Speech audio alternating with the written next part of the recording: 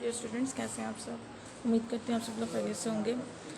Students, हम लोगों ने वीक नंबर 9 तक का काम मुकम्मल कर लिया है। तो आज हम वीक नंबर 1 से लेकर हफ्ता 6 तक की जो है वो रिवीजन करेंगे। सबसे पहले हमद, हमारा जो चैप्टर प्लानर नंबर 1 में चैप्टर था हमद, तो हम देखेंगे, इसको रिवाइज़ करेंगे। ठीक है, तशरीह आप लोगों को करवाई गई है, उसके डिफ़िकल्ट वर्ड्स के मीनिंग भी बताए गए हैं, तो आप इसको याद कीजिएगा, ये बल्कि इसको समझिएगा। तशरीह तो आप खुद भी कर सकते हैं, डिफ़िकल्ट वर्ड्स के जो मीनिंग है वो आप लोगों को आने चाहिए। ठीक है, तो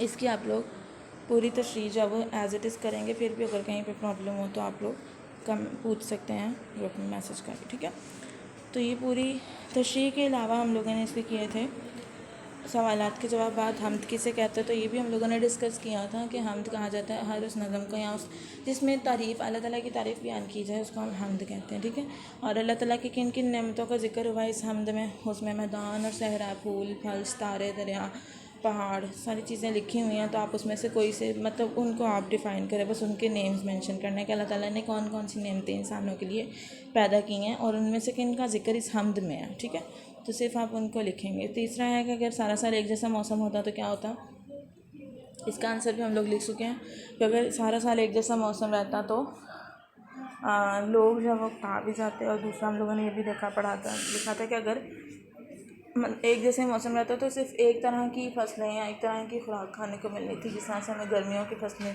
सर्दियों में, मतलब या गर्मियों की जो खुराक है वो हम और होती हैं सर्दियों में, तो वो भी डिफरेंट नहीं मिलनी थी, एक ही चीज़ खानी थी। ठीक है, सूरज से हमें क्या फ़ायदे पहुँचते हैं, ये भी हम लोगों ने पढ़ा था कि सूरज फसलें पकने, सूरज से हमें रोशनी मुहैया होती है। सूरज जो वो ज़िंदगी का बका का एक ज़रिया है, सूरज से फसलें पकती हैं, सूरज की रोशनी से, वगैरह वगैरह। तो ये भी आप लोगों को जहाँ से लिखा था, आप लोग उसी को एज इट इज़ याद करेंगे। सवाल नंबर 5 स्याही के पर्दे उठाने से क्या मुराद है, यानी कि रात को तारीकी को ख़त्म कर देना और उजाला ले आना। आसमान पर सितारे चमकते आपको कैसे लगते हैं, इसका जवाब भी हम लोगों ने लिखा था।